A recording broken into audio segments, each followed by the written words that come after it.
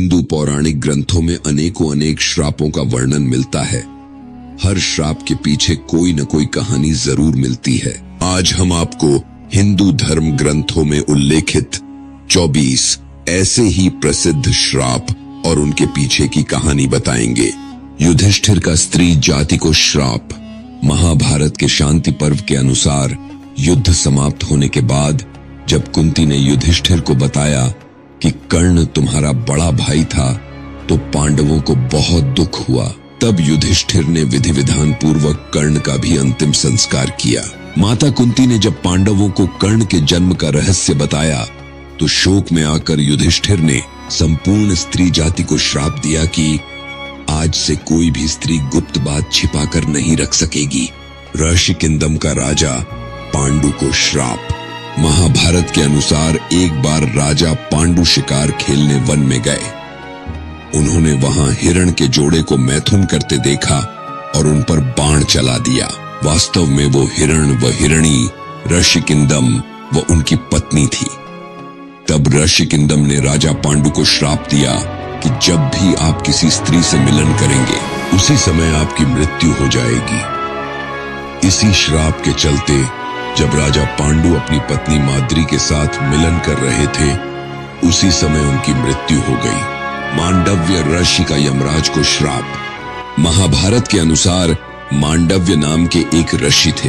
राजा ने भूलवश उन्हें चोरी का दोषी मानकर सूली पर चढ़ाने की सजा दी। सूली पर कुछ दिनों तक चढ़े रहने के बाद भी जब उनके प्राण नहीं निकले, तो राजा को अपनी गलती का एहसास हुआ और उन्होंने ऋषि मांडव्य से क्षमा मांगकर उन्हें छोड़ दिया।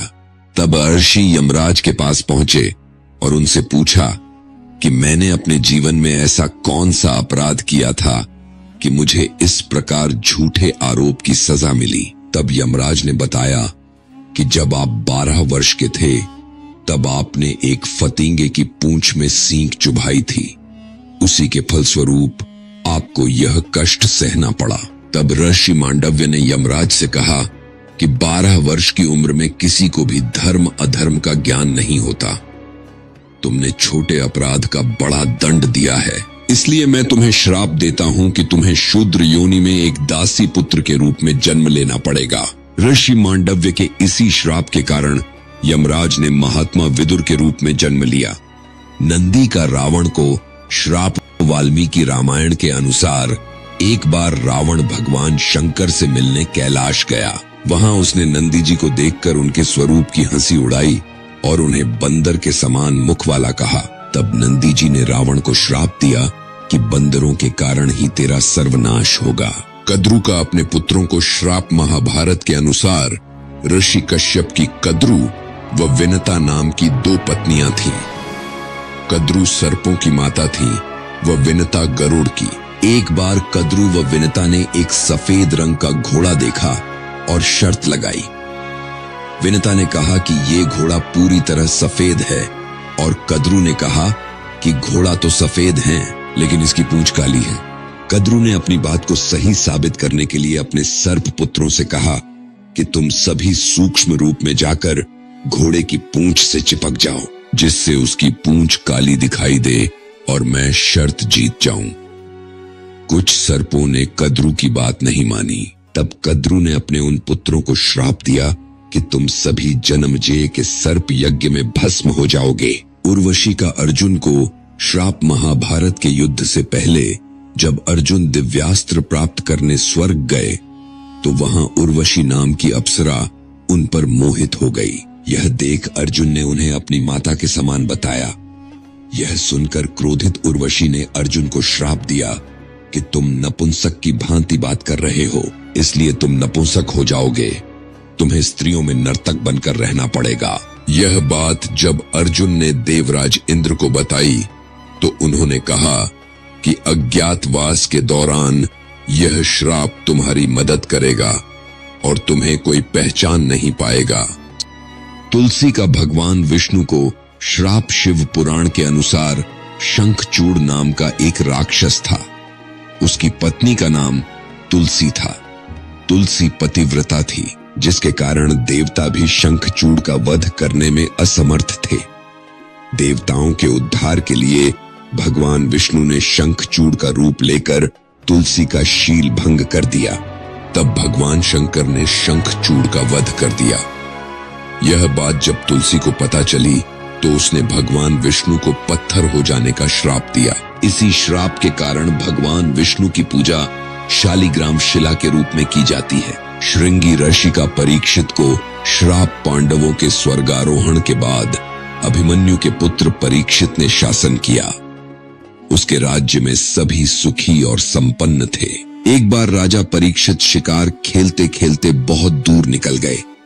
तब उन्हें वहां शमीक नाम के ऋषि दिखाई दिए जो मौन अवस्था में थे।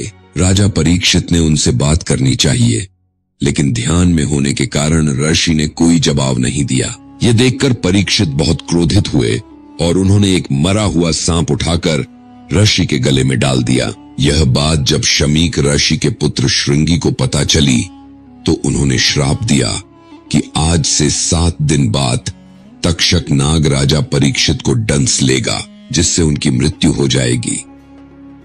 राजा अनरण्य का रावण को श्राप वाल्मीकि रामायण के अनुसार रघुवंश में एक परम प्रतापी राजा हुए थे जिनका नाम अनरण्य था। जब रावण विश्व विजय करने निकला तो राजा अनरण्य से उसका भयंकर युद्ध हुई।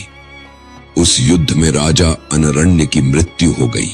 मरने से पहले उन्होंने रावण को श्राप दिया कि मेरे ही वंश में उत्पन्न एक युवक तेरी मृत्यु का कारण बनेगा। इन्हीं के वंश में आगे जाकर भगवान श्री राम ने जन्म लिया और रावण का वध किया। परशुराम का कर्ण को श्राप महाभारत के अनुसार परशुराम भगवान विष्णु के ही अंशावतार थे। सूर्यपुत्र कर्ण उन्हीं का शिष्य था। कर्ण ने परशुराम को अपना परिचय एक ब्राह्मण के रूप में दिया था।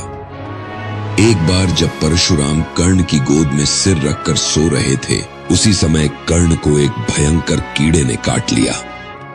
गुरु की नींद में विघ्न न आए, ये सोचकर कर्ण दर्द सहते रहे, लेकिन उन्होंने परशुराम को नींद से नहीं उठाया।